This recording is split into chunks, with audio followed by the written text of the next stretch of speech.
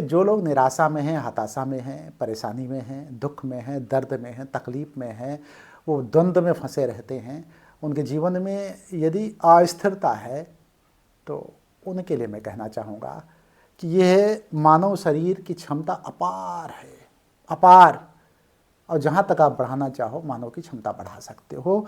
यत पिंडे तत् ब्रह्मांडे, ये जो पिंड है ना आपका, जहाँ जहाँ पिंड है, यत पिंडे मतलब जहाँ जहाँ जो पिंड दिखाई पड़ता है, कोई भी पिंड क्यों ना हो, तत् ब्रह्मांडे, वो सब ब्रह्मांड ही है। तो कहने का अर्थ है कि पूरा ब्रह्मांड आप में समाया हुआ है और आपको इस बात का पता ही ना चले कि ब्रह्मांड मेरे अंदर ही समाया हुआ है।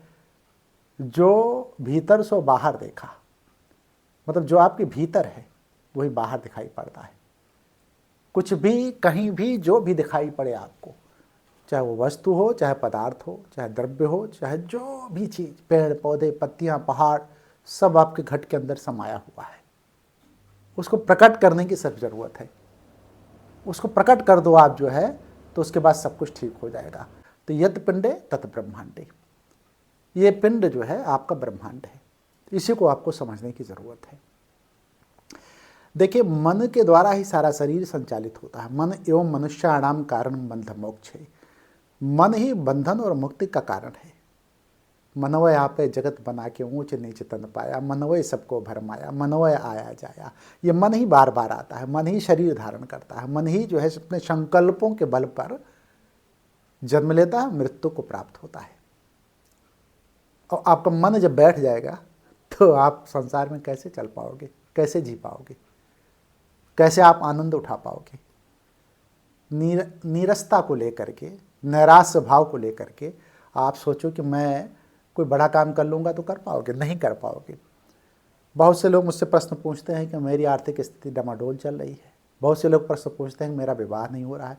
बहुत से लोग प्रश्न पूछते हैं कि विवाह जब होना चाहिए था तब नहीं हुआ और अब भी नहीं हो रहा है, 35 साल 30 साल उम्र हो गई है। बहुत से लोग पूछते हैं कि मैं अपनी शारीरिक बीमारी से परेशान हूँ।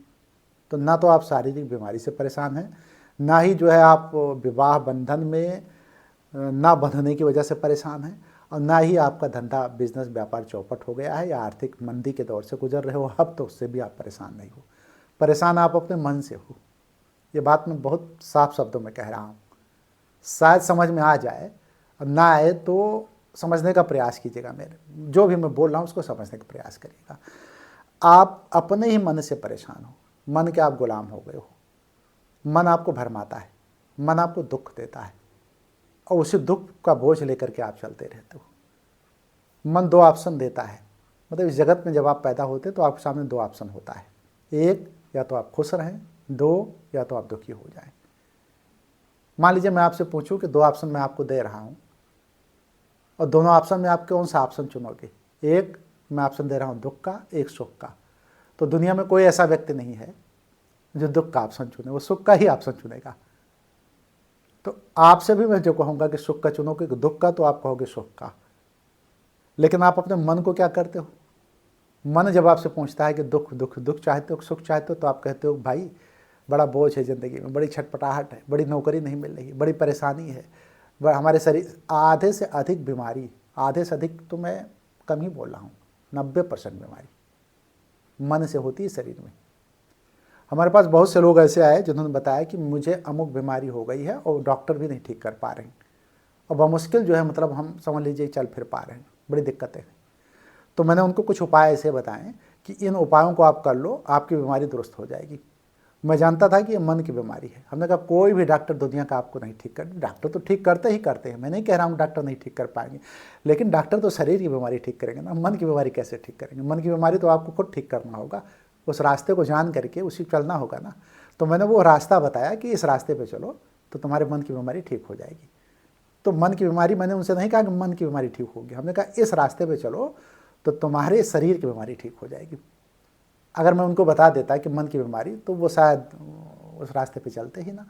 तो वो जिन जिन रास्तों को मैंने बताया उन रास्तों का उन्होंने बहुत ही तन्मयता के साथ अच्छे तरीके से पालन किया, और हालत ये हो गई कि वो ठीक हो गए, चलने फिरने लगे।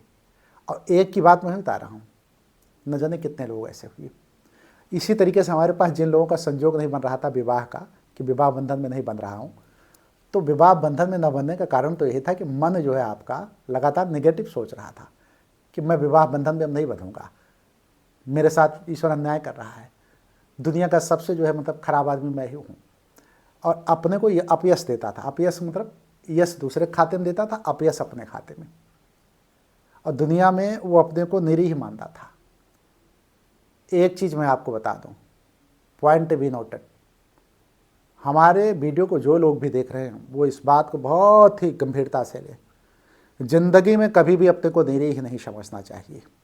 जो व्यक्ति अपने को निरीह समझता है उसी समय निष्प्राण हो जाता है, और जो व्यक्ति निष्प्राण हो जाता है तो उसके अंदर कार्य करने की क्षमता बिल्कुल नहीं रह जाती। इसलिए कभी भी जीवन में अपने को निरीह मत समझता। आप ताकतवर हो, शक्तिशाली हो, और हमेशा जो है शक्तिशाली बने रहोगे, ऐसी सोच आपकी होनी चाहिए। तो जो लोग मन से दब जाते हैं, मन से मर जाते हैं, मन से कमज़ोर हो जाते हैं, वो निरीह हो जाते हैं।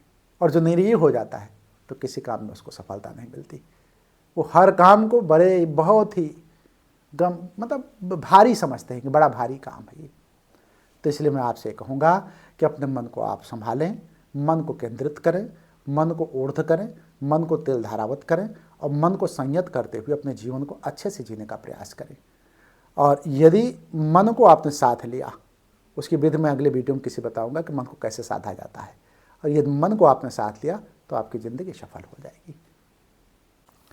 साथियों, कबीर दास जी ने कहा कि इस घट अंदर बाग बगीचे, इसी में सृजनहारा। घट का मतलब होता है ये शरीर। मतलब जब मैं घट बोलूँ, जो कबीरदास जी बोल रहे हैं घट, तो घट का मतलब शरीर से है। तो कबीरदास जी कहते हैं इस घट अंदर बाग बगीचे, इसी में सृजनहारा। इसका अर्थ तो स्पष्ट हो रहा है, मतलब सारे बाग बगीचे इसी में हैं, आपके शरीर के अंदर है। दुनिया में जो बाहर आप देखते हो ना, तमाम बाग बगीचे, ये सारी चीज़ें इसी घट के अंदर हैं, और बाहर कुछ भी नहीं। जो अंदर है वही बाहर है। फिर कहते हैं इस घट अंदर 7 समंदर, और इसी में 9 लाख तारा। सौरमंडल में 9 ग्रह हैं, राहु और केतु को लेकर के। तो एग्जैक्ट 9 लाख तारों को उन्होंने क्यों चिन्हित किया? उन्होंने कहा इस घट अंदर 7 समंदर, 7 समंदर के बारे में उन्होंने चर्चा की, और इसी में 9 लाख तारा, 9 लाख तारों की बात की। और इस घट अंदर पारस मोती, और इसी में परखनहारा। पारस मोती क्या है? पारस वो है जो किसी चीज़ को छू ले, पत्थर होता है, उसी को मोती कहा जाता है, तो वो सोने में बदल जाता है। मतलब इस घट के अंदर पारस मोती है, समझ लो। और पारस मोती होते हुए भी आप परेशान हो। कबीर का आशय इस बात से था। और परखनहारे मतलब परखने वाला भी इसी में है, ठीक है। इस घट अंदर अनहद बाजे, इसी में उठत पुहारा। अनहद वह नाद जो कभी ख़त्म नहीं होता। तो उस नाद की चर्चा कबीर कहते हैं कि वो नाद बजता रहता है जो कभी नहीं ख़त्म होता। और इसी में उठत पुहारा। कौन सा पुहार? उमंग का, उत्साह का, उल्लास का, आनंद का, जो 24 घंटे आठों पहर चलता रहता है। उस उल्लास की बात कबीर कर रहे हैं। और ये उल्लास कहाँ से आता है? जब राममय आपका शरीर हो जाए, मन हो जाए, चित्त हो जाए, आत्मा हो जाए, मतलब आत्मा में आपके राम बस जाए, तो उस समय जो है आपके अंदर उल्लास पैदा हो जाता है और अनहद बजने लगता है। ऐसा नाद जो कभी ख़त्म नहीं होता है। और फिर कहते हैं कहत कबीर सुनो भाई साधो, इसी में साईं हमारा। कहते हैं कि हे कबीर कहते हैं कि कहत कबीर सुनो भाई साधो, इसी में साईं हमारा। हमारा साईं इसी में बैठा है। इसी को गीता में कहा गया, ईश्वरा सर्वभूता नाम हृदय से अर्जुन तिष्ठत। ईश्वर सभी भूत प्राणियों के हृदय देश में निवास करता है, अर्जुन से कहते हैं। तो यही बात जो है कबीर कहते हैं। तो शायद वीडियो लंबी ना होने पावे, इसलिए मैं वीडियो को ही समाप्त करूंगा। लेकिन जाते जाते मैं एक बात आपसे कह दूं कि धड़ धरती का एक लेखा, जो बाहर सो भीतर देखा, ये समझ के जीवन को आगे बढ़ाइए आप। अंत में जाते जाते नहीं कहूँगा, आपसे इजाज़त लेते कहूँगा कि इजाज़त लेते हुए मैं कहूँगा कि आप कमेंट बॉक्स में कोई प्रश्न हो तो रखें, और ना हो तो हर हर महादेव, भगवान भोलेनाथ की कृपा प्राप्त करने के लिए ज़रूर लिखते हैं।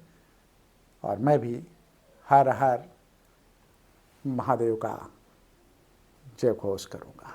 हर हर महादेव।